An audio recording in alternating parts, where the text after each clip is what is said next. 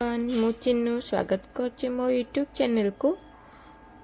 ମୁଁ କ'ଣ କରୁଛି ଏଇଟା ଆପଣମାନେ ଜାଣିପାରୁନଥିବେ ପ୍ରାୟ, କାରଣ ଏଇ ଟାଇପ୍ର କଟିଂ ସେମିତି କିଛି ବି ନଥାଏ। ଏଇଟା ହେଉଛି ଗୋଟେ କଟିଂ ଯେଉଁଟାକି ଆମର ଯେଉଁଟା ଫାଟି ଯାଇଥାଏ ଚୁଟି, ଦୁଇ ମୁହିଁଆ ଚୁଟି, ଯେଉଁଥିପାଇଁ ବହୁତ ଲୋକ ପୁରା ଲେନ୍ଥରୁ ବହୁତ ସାରା ହେୟାର କଟ୍ କରି ନେଇଥାନ୍ତି ଆଉ ତାଙ୍କୁ ଟେକ୍ନିକ୍ ଜଣାନଥାଏ କେମିତି ଆମେ ଏଇ ହେୟାରକୁ ବାହାର କରିବା। ମୁଁ ଆପଣଙ୍କ ପାଇଁ ଆଜି ଏଇ ଟେକ୍ନିକ୍ ନେଇକି ଆସିଛି, କେମିତି ଆମେ ପୁରା ହେୟାରରୁ ସବୁ ଯାକ ପୁରା 99%ର ପୁରା ଫଟା ହେୟାରକୁ ଯେଉଁଟା ରହୁଛି ଡ୍ୟାମେଜ୍ ହେୟାର ତାକୁ ବାହାର କରିପାରିବା ୱିଦାଉଟ୍ କଟିଂରେ। ଚାଲନ୍ତୁ ଭିଡ଼ିଓଟି ଷ୍ଟାର୍ଟ କରିବା। ଆପଣମାନେ ଯଦି ମୋ ଚ୍ୟାନେଲରେ ନୂଆ ଅଛନ୍ତି ତାହେଲେ ମୋ ଚ୍ୟାନେଲକୁ ସବସ୍କ୍ରାଇବ୍ କରିବାକୁ କେବେ ଭୁଲିବେନି।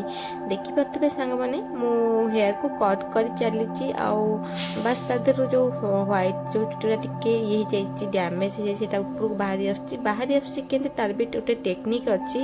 ଆପଣମାନେ ଦେଖିପାରୁଥିବେ ଚୁଟିର ଯେଉଁଟା ଉପର ଭାଗ ସେଇପଟଟା ହିଁ ବେଶୀ ଫାଟିଥାଏ, ଯେଉଁଟାକି ଉପରୁ ରହିଥାଏ। ତଳ ଲେନ୍ଥ ତ କିଛି ବି ହୁଏନି, ଯେଉଁଟାକି ଉପରୁ ରହିଥାଏ ସୂର୍ଯ୍ୟକିରଣ ବେଶୀ ବାଜିଥାଏ ସେଇ ହେୟାର ହିଁ ଫାଟିଥାଏ ଆଉ ପୁରା ଡ୍ୟାମେଜ୍ ହେଇ ଦୁଇ ମୁହିଁଆ ହେଇଯାଇଥାଏ।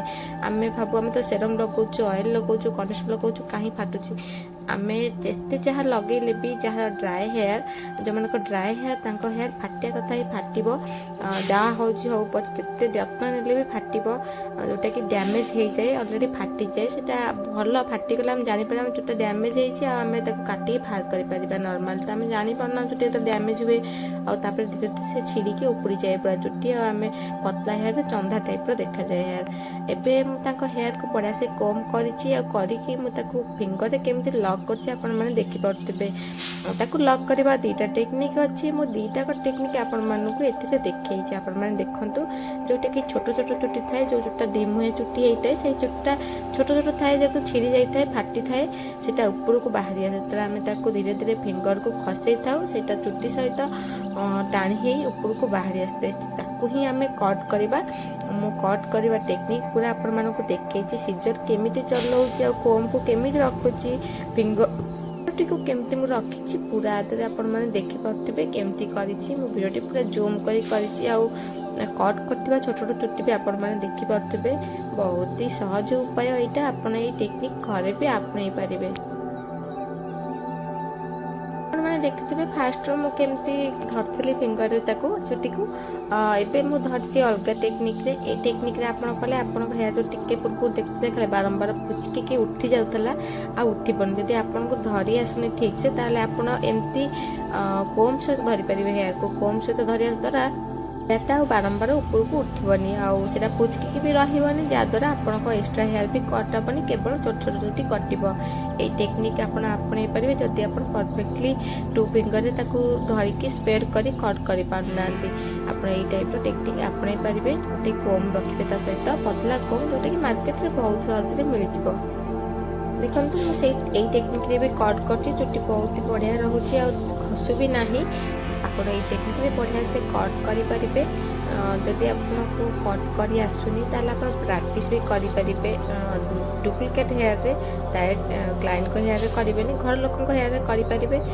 ଦେଖନ୍ତୁ ମୁଁ ତାପରେ ଆଉଥରେ କମ୍ କରୁଛି, ଆପଣମାନଙ୍କୁ ଆଉଥରେ ଦେଖାଉଛି। ଯଦି କୋମ୍କୁ ଆପଣ ସେଠି ଧରି ପାରୁନାହାନ୍ତି, ତଳେ ଧରୁଛନ୍ତି, ତାହେଲେ ପୁଣି ସେଇ ଅବସ୍ଥା ହିଁ ହେବ, ଚୁଟି ପିଚିକିକି ବାହାରିଯିବ, ଯାହାକି ଆପଣଙ୍କୁ ଠିକ୍ସେ ଧରି ନ ଆସିବାର କାରଣରୁ ହେଇପାରେ।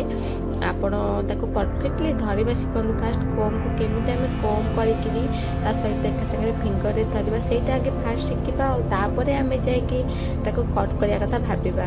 ତାଦ୍ୱାରା ଆମ ହେୟାର ବି ଭଲ ଖସିବ, ଆମକୁ ପ୍ରାକ୍ଟିସ୍ ବି ଭଲ ଥିବ, ଆଉ କଟିଂ କରିବାକୁ ସୁବିଧା ହେବ। ଦେଖିପାରୁଥିବେ ମୋ କ୍ଲାଏଣ୍ଟଙ୍କ ହେୟାରକୁ ବଢ଼ିଆ ସେ ପୁରା କଟ୍ କରି ନେଇଛି, ଆଉ ଖାଲି ଲାଷ୍ଟ ସେକ୍ସନଟା ହିଁ କଟ୍ କରୁଛି, ଟିକେ ଟିକେ ଅଛି। ମୁଁ ତାକୁ ବି ବଢ଼ିଆ ସେ ପୁରା ଭଲ ଭାବରେ ପ୍ଲେନ୍ ଭାବରେ କଟ୍ କରିନେବି। ତାପରେ ଆପଣ ଦେଖିପାରିବେ ତାଙ୍କ ହେୟାରରେ ଗୋଟେ ବି ଦୁଇମୁହିଁଆ ହେୟାର ନାହିଁ, ପୁରା ତାଙ୍କ ହେୟାରରୁ ଦୁଇମୁହିଁଆ ହେୟାର ବାହାରିଯିବ, ଯେଉଁଟାକି ଟୁ ପଟକୁ ଫାଟି ଯାଇଥାଏ, ପୁରା ଦୁଇ ପଟକୁ ହେଇଯାଇଥାଏ, ଗୋଟେ ହେୟାର ପୁରା ଦୁଇ ପଟକୁ ହେଇଯାଇଥିବ, ପୁରା ଅରେଞ୍ଜ କଲର୍ ହେଇଯାଇଥାଏ, ଜଣଙ୍କର ତ ପୁରା ୟେଲୋ ହେଇଯାଇଥାଏ, ଆଉ ବହୁତ ହି ଖରାପ ଦେଖାଯାଏ। କିନ୍ତୁ ମୋ କ୍ଲାଏଣ୍ଟଙ୍କ ହେୟାର ଏତେ ବି ଖରାପ ହେଇନି, ନର୍ମାଲି ଖରାପ ହେଇଛି, ଆଉ ବହୁତ ହି କମ୍ ଫଟା ହେୟାର ଅଛି। ତଥାପି ତାଙ୍କୁ ମୁଁ ଆଡ଼ଭାଇସ୍ କରିଥିଲି କି ଫଟା ହେୟାର ବାହାର କରିଦିଅ, କୌଣସି ପ୍ରକାର କଟିଂ କରନି। ସେ ତ ଆସିଥିଲେ ଲେୟାର କଟିଂ କରିବା ପାଇଁ, जेहेतु स्ट्रेटनिंग हेयर लेयर कटिंग कले भी देखा जीवनी आ कटिंग हे कौन लाभ एत पतला हेयर लेयर कटिंग देखा जीवनी पतला हेयर एक दुई स्ट्रेटनिंग हेयर जमा भी देखा जीवनी मुझे एडवाइस करती कि तुम्हें एमती बाहर कर जो हेयर रोचे फटा हेयर को बढ़िया से बाहर करने भी आ बहुत सुंदर रही तुम हेयर ग्लेस देखिए बहुत ही परफेक्टली पूरा जमी आगे देखा सेमती देखा जमा भी आ डैमेज देखा ना कारण जोटा फटा हेयर थाए ही डैमेज देखा जाए से देखा तो डैमेज कम देखा देखिए सांग मैंने कस्टमर जो हेयरटा हेयर को पूरा भल भाव में सब रिजेक्ट बढ़िया से कर देखिए हेयर पूरा बढ़िया से ग्लेज कर लास्ट को आप देखिपे गोटे भी फटा चुट ना आपण मानक देखी दूसरी आपण मानक मोर ये वीडियो केमी लगे कमेंट कर निश्चय कहे जदि वीडियो भल लगी लाइक कर भूलें जदि आपने मो चैनल नुआ अच्छा मो चैनल को सब्सक्राइब करने वीडियोटी आपको बहुत ही भल लगी आप सांगसाथी सहित आपको शेयर करूँ रोची नमस्कार देखा नेक्स्ट वीडियो एमती नुआ नुआ टेक्निक सहित।